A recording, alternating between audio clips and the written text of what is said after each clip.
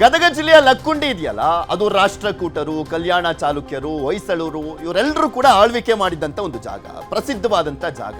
ಈ ಒಂದು ಜಾಗದಲ್ಲಿ ನಿಧಿ ಸಿಕ್ಕಂತ ವಿಚಾರಕ್ಕೆ ಸಂಬಂಧಪಟ್ಟಂತೆ ಸಾಕಷ್ಟು ಕುತೂಹಲ ಇತ್ತು. ಅದು ಯಾರಿಗೆ ಸೇರಿದ್ದು ಅನ್ನುವಂಥದ್ರ ಬಗ್ಗೆ ತನಿಖೆಯನ್ನ ಕೂಡ ಮಾಡಲಾಗ್ತದೆ. ತಾಮ್ರದ ಮಡಿಕೆಯಲ್ಲಿ 466 ಗ್ರಾಂ ಚಿನ್ನಾಭರಣ ಪತ್ತೆ ಆಗಿತ್ತು. ಈಗಿನ ರೇಟಿನ ಪ್ರಕಾರ ನೋಡಿದಾದ್ರೆ ಹತ್ತತ್ರ 60ರಿಂದ 70 ಲಕ್ಷ ಬೆಲೆ ಬಾಳುವಂಥದ್ದು. ಅದು ಕಸ್ತೂರವ್ವ ಎಂಬುವರ ಮನೆಯ ಅಡಿಪಾಯದಲ್ಲಿ ಪತ್ತೆ ಆಗಿದ್ದಂಥ ನಿಧಿ ಅದು ತಾಮ್ರದ ಚೊಂಬಿನಲ್ಲಿ ಸಿಕ್ಕಿತ್ತು. ಪುರಾತತ್ವ ಇಲಾಖೆ ಅಧಿಕಾರಿಗಳು ಭೇಟಿಯನ್ನ ಕೊಟ್ಟಿದ್ರು, ಪರಿಶೀಲನೆಯನ್ನ ಮಾಡಿದ್ರು.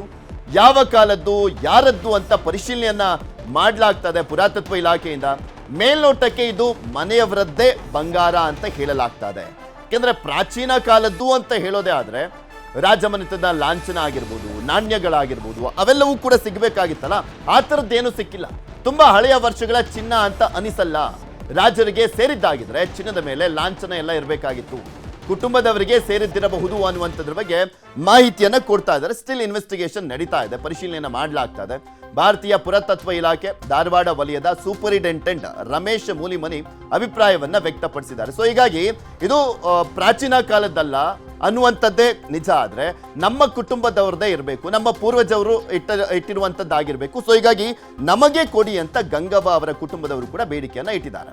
ಭಾರತೀಯ ಪುರಾತತ್ವ ಇಲಾಖೆ ಧಾರವಾಡ ವಲಯದ ಸೂಪರಿಂಟೆಂಡೆಂಟ್ ರಮೇಶ್ ಮೂಲಿಮನಿ ಅವರು ಮಾತನಾಡಿದ್ದಾರೆ. ನಮ್ಮ ಪ್ರತಿನಿಧಿ ಸಂತೋಷ್ ಅವರನ್ನ ಮಾತನಾಡಿಸಿದ್ದಾರೆ. ಏನ್ ಹೇಳಿದ್ರು ಕೇಳೋಣ.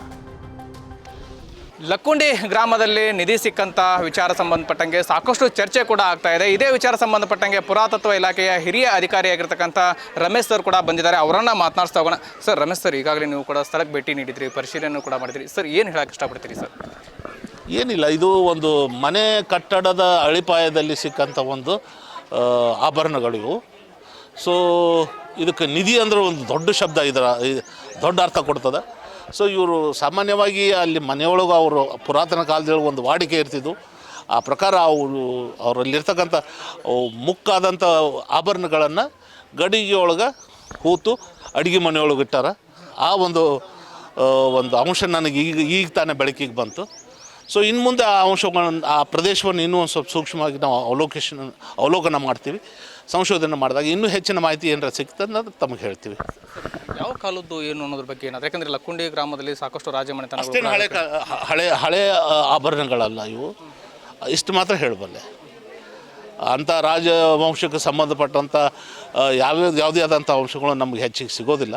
ಯಾವುದಕ್ಕೂ ಅವನ್ನ ತೆಗೆದು ನೋಡಿದಾಗ ಇನ್ನೂ ಹೆಚ್ಚಿನ ಮಾಹಿತಿ ಸಿಗ್ಬೋದೇನೋ ಅನ್ನೋದನ್ನು ನಾನು ನೋಡಿಲ್ಲ. ನಿಮ್ಮಷ್ಟು ಕಾತುರ ನನಗೂ ಆ ಟ್ರೆಜರ್ ಒಳಗದೆ ಅವು ನೋಡಿ ಇನ್ನೂ ಹೆಚ್ಚಿನ ಮಾಹಿತಿ ಸಿಕ್ಕಾಗ ನಿಮ್ಗೆ ಹೇಳ್ತೀವಿ. ಸರ್, ಇನ್ನೊಂದು, ಈಗ ಈ ಒಂದು ಮನೆಯನ್ನು ತೆಗಿತಾ ಇದ್ದಾರೆ ಸರ್, ಅಪಾಯ, ಅಲ್ಲಿ ಕೂಡ ಏನು ಮುಂದೆ ಅವ್ರಿಗೆ ಅವಕಾಶ ಕೊಡ್ತೀರಾ ಇಲ್ವಾ, ಅಥವಾ ಮುಂದಿನ ದಿನ ಜಾಗವನ್ನು ಸಂಶೋಧನೆ ಮಾಡುವಂಥದ್ದು, ಅಥವಾ ಯಾವ ರೀತಿ ಸಂಶೋಧನೆ ಮಾಡ್ತೀವಿ ಸರ್?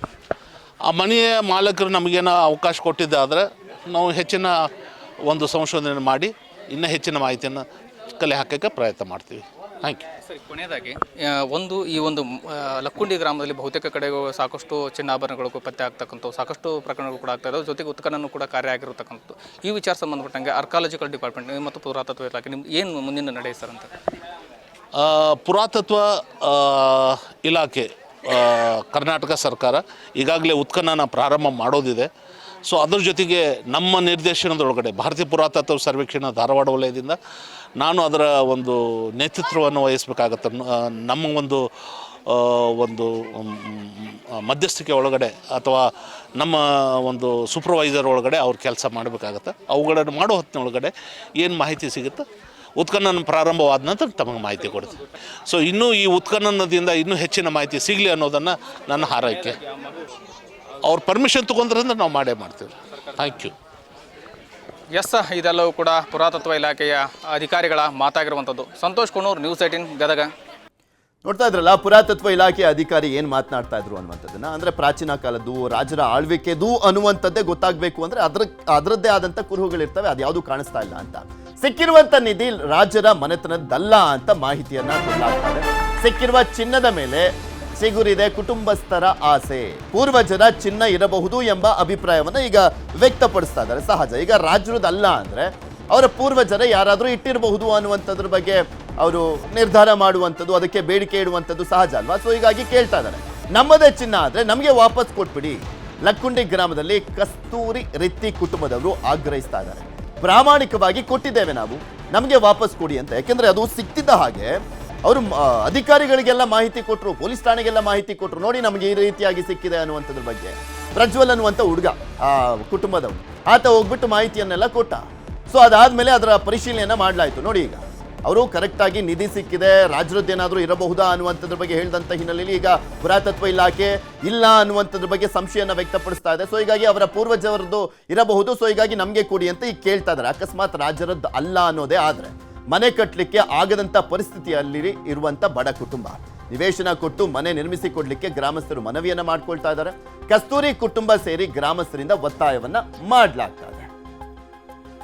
ಇನ್ನು ಕಸ್ತೂರವ್ವ ಬಸವರಾಜ್ ರಿತ್ತಿ ಕುಟುಂಬಸ್ಥರು ಏನ್ ಮಾತನಾಡಿದ್ದಾರೆ ಈ ವಿಚಾರದ ಬಗ್ಗೆ ನಮ್ಮ ಪ್ರತಿನಿಧಿ ಸಂತೋಷ್ ಅವರನ್ನ ಮಾತನಾಡಿಸಿದ್ದಾರೆ ನೋಡಿ.